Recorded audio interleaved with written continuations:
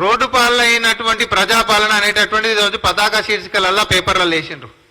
అసలు జరిగినటువంటి విషయం ఏంటిది? జనాలకి వీరి యొక్క కుటిల రాజకీయం ఎట్లుంటది అని అంటే ఆ టోటల్ వీడియో కనీసం జనాలకు చూపించినా అర్థమవుతుంది. ప్రజల నుంచి తీసుకున్నటువంటి దరఖాస్తులు ఏవైతే ఉన్నాయో గౌరవ ముఖ్యమంత్రి గారి యొక్క ఆదేశాల మేరకు ఈ నెల 25 నుంచి 30 తారీఖు కల్లానే ప్రతి ఒక్కరిది కూడా సిస్టంలలో ఎంటర్ చేయాల్సిందే. ఎవరెవరైతే విజ్ఞప్తులైనా దరఖాస్తులైనా వచ్చినాయో దీన్ని సిస్టంలలో ఎంటర్ చేసి వాళ్ళకి ఏదైతే ఎక్నాలెడ్జ్మెంట్ మెసేజ్లు పోయేటటువంటి ప్రక్రియను మొదలు పెట్టిందో దానికోసం నిన్న కేబినెట్ సబ్ కమిటీ కూడా వేసిండ్రు. అంటే కాంగ్రెస్ పార్టీ పారదర్శకంగా ఆ యొక్క నిర్ణయాలని తీసుకొని డేటా ఎంట్రీ కోసం పోతుంటే బండి మీద తాడు కట్టుకొని పోతుంటే అది కింద పడ్డది. కింద పడితే ఎవరైతే తీసుకొని పోతున్నారో అవే మళ్ళీ డబ్బాలో పెట్టుకొని పోతున్నటువంటి ప్రయత్నం.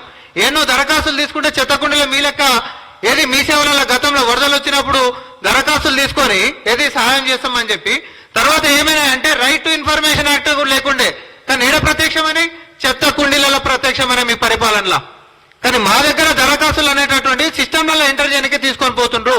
అవును, ఒక ప్రాంతంలో ఉంటున్నటువంటి దరఖాస్తులు ఇంకొక ప్రాంతంలో సిస్టంలో డేటా ఎంట్రీ చేసేటటువంటి బాధ్యతలు ఇంకొకరికి ఇచ్చిండ్రు. అది తీసుకొని పోతుంటే మార్గ మధ్యంలో పడిపోతే తీసుకోపోతున్నటువంటి వ్యక్తి ఎత్తుతున్నటువంటి విజువల్సే మీరు చూపిస్తున్నటువంటివి. ఏడనో చెత్త కుప్పలలో పడేసినటువంటి బాబవి. ఎంత దుర్మార్గం అంటే ఎంత నీచంగా రాజకీయాలు చేస్తున్నారు అని అంటే ఏదో నెల రోజుల సంది మాకు ఎట్లాంటి సంక్షేమాలు లేక ఆ వీడియోలు కూడా మనం గమనించుకుంటే వీళ్ళేం మాట్లాడుతున్నారు అవతల వ్యక్తిని మాట్లాడనీయకుండా. సో నేను ఇందాకనే అన్నా కాంగ్రెస్ పార్టీ మీద బురద జల్లేటటువంటి ప్రయత్నం మీరు చేస్తే ఆకాశం దిక్కు చూసుకుంటూ ఊంచుకున్నట్టే అవుతుంది. మీ దిక్కుమాల పరిపాలన భరించలేకనే కాంగ్రెస్ పార్టీకి ఇస్తే పారదర్శకంగా మేము దరఖాస్తులు తీసుకుంటున్నాము. ఈ నెలాఖరికల్లా ఆన్లైన్లోకి ఎంటర్ అయిపోతాయి.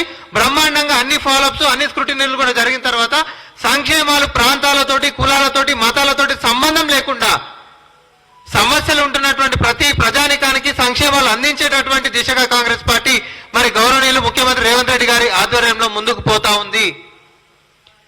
నేను తెలంగాణ ప్రజలకు ఒకటే విజ్ఞప్తి చేస్తా ఉన్నా, ఇట్లా మన పక్కదారి పట్టించుకుంటా మార్గ మధ్యంలో ఒక యాక్సిడెంట్ లెక్క తాడు ఊసిపోయి కింద పడితే ఏరి తీసుకొని పోతున్న ప్రక్రియను కూడా చెత్త కుప్పలో పడేస్తున్నారు అనేటటువంటి తప్పుడు ప్రచారాలు చేసేటటువంటి ఇట్లాంటి 420 గాలను క్షమించొద్దు. వీళ్ళని గుర్తు పెట్టుకొని ఆల్రెడీ ఒకసారి గుణపాఠం చెప్పిండ్రు. కానీ వీళ్ళు ఎప్పటికీ గుర్తు పెట్టుకొని లోక్సభలో కూడా ఇంకా గట్టి గుణపాఠం చెప్పాల్సిగా మేము విజ్ఞప్తి చేస్తా ఉన్నాం.